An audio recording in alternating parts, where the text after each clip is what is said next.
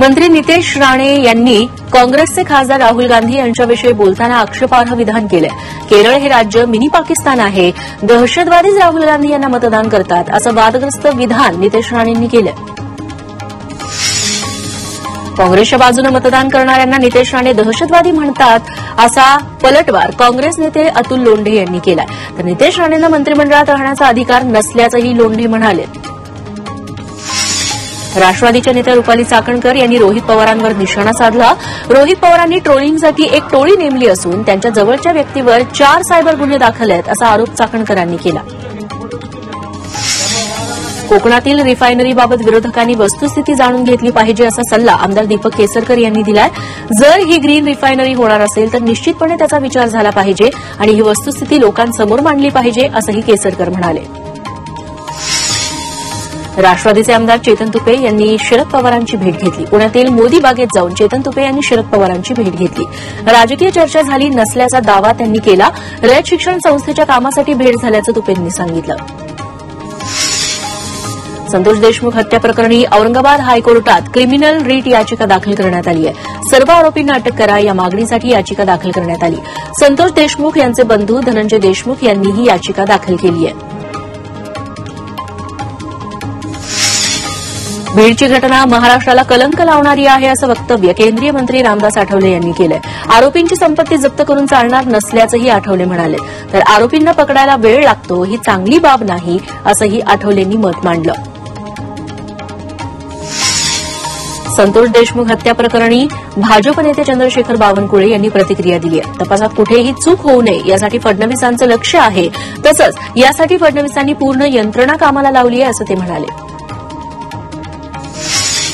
बीडच्या घटनेवरून किशोरी पेडणेकर यांनी भाजपला टोला लगावला. बीडमध्ये आधी महाजन, मुंडे आणि आता पंकजा आणि धनंजय मुंडे यांचीच सत्ता आहे. सुरेश धस हे सुद्धा भाजपचेच आमदार आहेत. हा भाजपमधला अंतर्गत स्फोट असल्याचं पेडणेकर म्हणाल्या.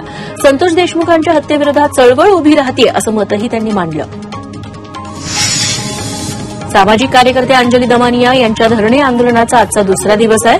बीड जिल्हाधिकारी कार्यालयासमोर दमानिया यांचं आंदोलन सुरू आहे. जोपर्यंत वाल्मिक कराडला अटक होत नाही तोपर्यंत आंदोलन सुरूच राहील असा इशारा त्यांनी दिला. बुलडाण्यातील सिंदखेड राजा तहसील कार्यालयावर आक्रोश मोर्चा काढण्यात आला. संतोष देशमुख यांना न्याय मिळवून देण्यासाठी सकल मराठा समाजाकडून मोर्चा निघाला. संतोष देशमुखांच्या मुलीनंही या मोर्चात सहभाग घेतला. नाशिक जिल्हाधिकारी कार्यालयात शिक्षण मंत्री दादा भुसे यांनी विद्यार्थ्यांसोबत चर्चा केली.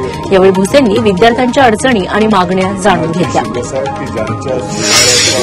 कोल्हापुरातील सानिया सापळे राष्ट्रीय 3 सुवर्णपदक, 1 रौप्य पदक, 2 कांस्य पदकाची मानकरी ठरली. राष्ट्रीय नेमबाजी चॅम्पियनशिप स्पर्धेत सानियानं 2 सुवर्ण पदकं मिळवली आहेत. तर 50 मीटर 3 पोझिशन टीममध्ये 1 सुवर्ण पदक पटकावलंय.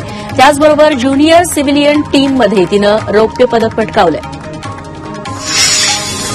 वर्ध्याच्या देवळी गावात पिसाळलेल्या कुत्र्यानं धुमाकूळ घातला. या कुत्र्यानं 17 मजुरांसह अनेक विद्यार्थ्यांवर हल्ला केला. कुत्र्याच्या या हल्ल्यात जखमी झालेल्या नागरिकांवर ग्रामीण जिल्हा रुग्णालयात उपचार सुरू आहेत. अद्यापही हा कुत्रा मोकाट असल्यानं लहान मुलं आणि ज्येष्ठ नागरिकांमध्ये भीतीचं वातावरण आहे. एसटी बस दरवाढीवर मंत्री भरत गोगावले यांनी प्रतिक्रिया दिली आहे. दरवाढ अद्याप झालेली नसून प्रस्ताव ठेवल्याचं त्यांनी सांगितलं. तर मुख्यमंत्री आणि 2 उपमुख्यमंत्री, परिवहन मंत्री यांच्यासोबत बैठक घेऊन निर्णय घेऊ अशी माहिती त्यांनी दिली. कोरेगाव भीमामध्ये 1 जानेवारीला संपन्न होणाऱ्या शौर्य दिनानिमित्त प्रशासन सज्ज झालंय. या दिवशी पुणे नगर महामार्गावरील वाहतुकीत मोठे बदल केले जाणार आहेत. येणाऱ्या अनुयायांच्या सुरक्षेच्या दृष्टीनं सर्व खबरदारी घेतली जातेय.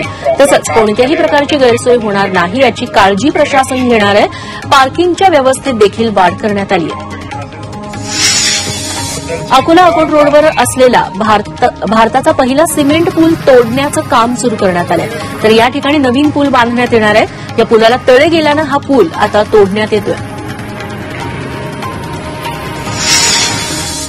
अकोल्यातील न्यू तापडिया नगरजवळील रेल्वे क्रॉसिंग 1 जानेवारीपासून 8 जानेवारीपर्यंत बंद राहणार आहे. रेल्वे ट्रॅक दुरुस्तीचं काम करण्यात येणार असल्यानं हे फाटक बंद असेल. त्यामुळे नागरिकांनी अकोला शहरात येताना पर्यायी मार्गाचा वापर करावा असं आवाहन प्रशासनानं केलं. लोणावळ्यातील टायगर पॉइंट, लायन्स पॉइंटवर 31 डिसेंबर आणि 1 जानेवारीला पर्यटकांना बंदी घालण्यात आली आहे. पर्यटकांची गर्दी टाळण्यासाठी हा निर्णय घेण्यात आला आहे. तर वडगाव मावळ वनपरिक्षेत्र अधिकाऱ्यांनी याबाबत आदेश दिले.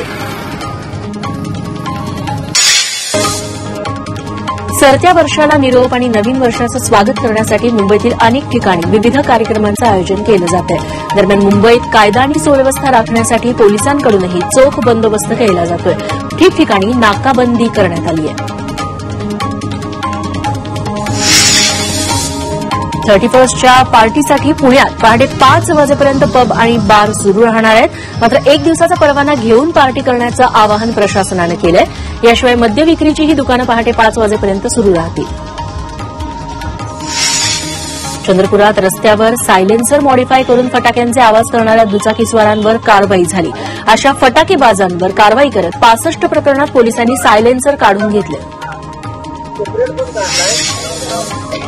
समृद्धी महामार्गावर वाशिम जिल्ह्यात नागपूरकडे जाणाऱ्या लेनवर टोकदार लोखंडी पत्रा पडल्यानं त्यावरून जाणारे 50 ते 60 वाहनं एकाच वेळी पंक्चर झाली. याची माहिती मिळताच मार्गावरील कर्मचाऱ्यांनी रस्त्यावरील पत्रा काढून वाहतूक सुरळीत केली. अशा पद्धतीनं वाहनं पंक्चर करून लुटण्याच्या घटना याआधी घडल्यानं प्रवाशांकडून सुरक्षेची मागणी होतीये.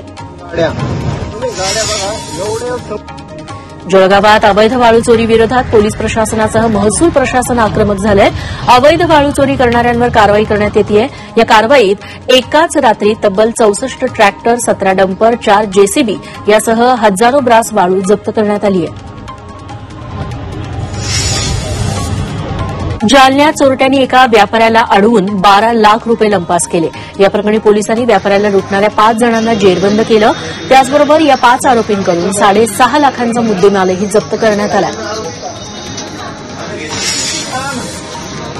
वाढत्या गुन्हेगारीच्या पार्श्वभूमीवर कल्याण पोलीस अॅक्शन मोडवर आले.